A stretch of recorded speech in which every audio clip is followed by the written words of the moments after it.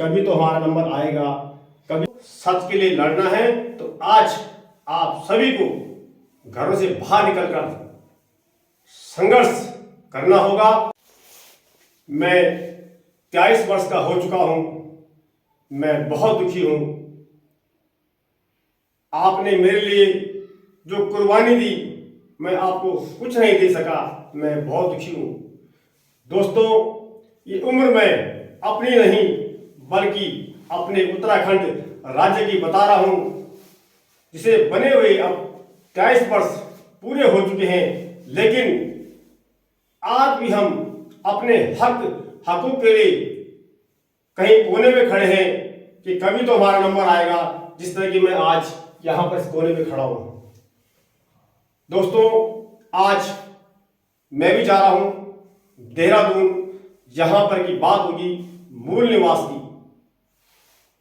आखिर क्या कारण है कि 23 वर्ष बीत जाने के बाद भी जो विकास उत्तराखंड का होना चाहिए था वो नहीं हो सका। मैं भी कहता हूं पुनः गांव की ओर। लेकिन जब मैं देवभूमि उत्तराखंड में इस विचार से आया कि मैं लोगों को प्रेरित करूंगा कि आइए लौटिए अपने उत्तराखंड, लेकिन जब यहां देखा तो विकास के नाम पर चौतरफा खंड भंड। कभी कभी लगता है कि उत्तराखंड के लिए जिन लोगों ने अपना बलिदान दिया, आज उनकी आत्माएं रोती होंगी। उत्तराखंड के गांधी कहे जाने वाले इंद्रमणि बडोनी जी का ये सपना अधूरा रह गया, क्योंकि जो हमें मिलना चाहिए था वो हमें नहीं मिल सका। दोस्तों, आपने लिखा कि भाई साहब मूल निवास की बात करो। चलिए, मैं भी पहुंच रहा हूं, आप भी पहुंचे। चंद लाइनें मैं आपको कविता के माध्यम से सुनाना चाहता हूं और आप तक पहुंचाना चाहता हूं, जो लोग देश विदेश में शहरों में बैठे हुए हैं, और बैठना भी जरूरी है कि रोजगार चाहिए। तो लीजिए, आप सुनिए और अपना समर्थन दीजिएगा। कैसे मिला था राज्य हमको, कैसे मिला था राज्य हमको, कुर्बानी ओ याद करो, कुर्बानी ओ याद करो। किसी ने खाए लाठी डंडे, किसी ने खाए लाठी डंडे, किसी ने गोली खाई थी, और किसी ने घुस के खेतों में फिर अपनी जान बचाई थी, भाई अपनी जान बचाई थी। काला दिन 2 अक्टूबर का, काला दिन 2 अक्टूबर का, नीच कमीनी सरकारों का अत्याचार याद करो, अत्याचार याद करो।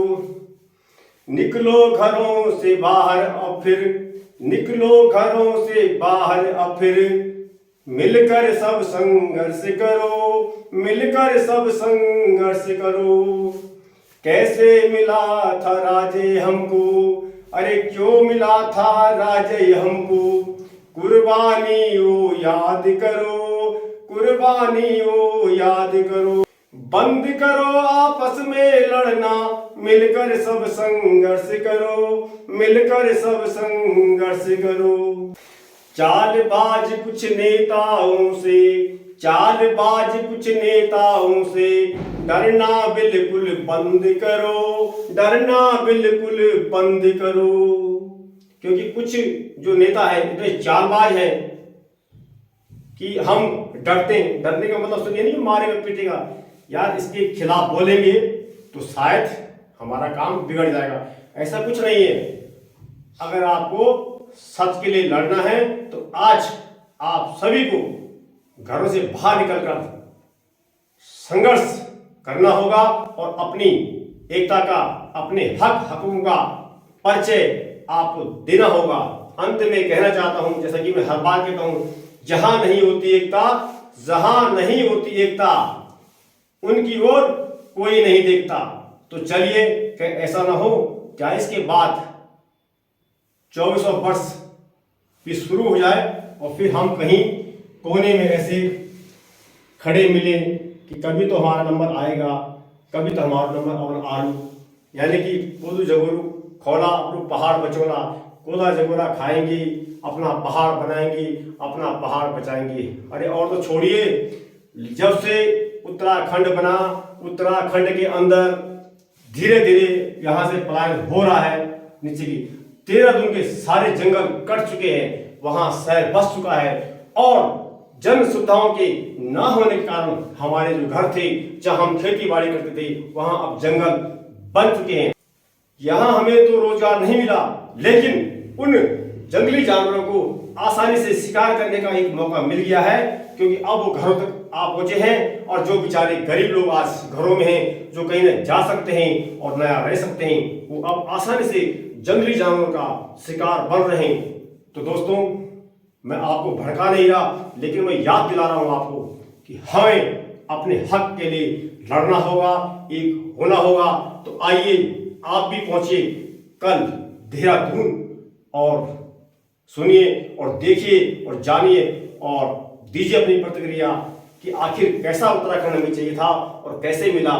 तो चलिए, आप सभी को मेरा सादर नमस्कार, आप सभी का धन्यवाद। आप देखते रहे पुनः गांव की ओर, पल पल आपको दिखाता रहेगा कुछ ऐसी खबरें जिससे कि अपने अंदर एक क्रांति पैदा हो। कहीं ऐसा ना हो कि मैं तो वीडियो बनाता रहूं, मेरे जैसे लाखों लोग वीडियो बनाते रहें और आप लाइक, सब्सक्राइब, फॉलो करते रहें। आज कुछ लोगों को बुरा लग सकता है कि वीडियो बनाकर कुछ बहुत से लोग पैसे कमा रहे हैं और हम वहां भी अपना समय गंवा रहे हैं। इसलिए जो है, इस सोशल मीडिया का आप कुछ फायदा उठाओ और कुछ क्रांति लाओ, अन्यथा ऐसा ना हो कि हम भी वीडियो बनाते रहें और आप देखते रहें। तो चलिए चलते हैं हम देहरादून की ओर और फिर मिलते हैं आपको वहीं देहरादून के ग्राउंड से लाइव।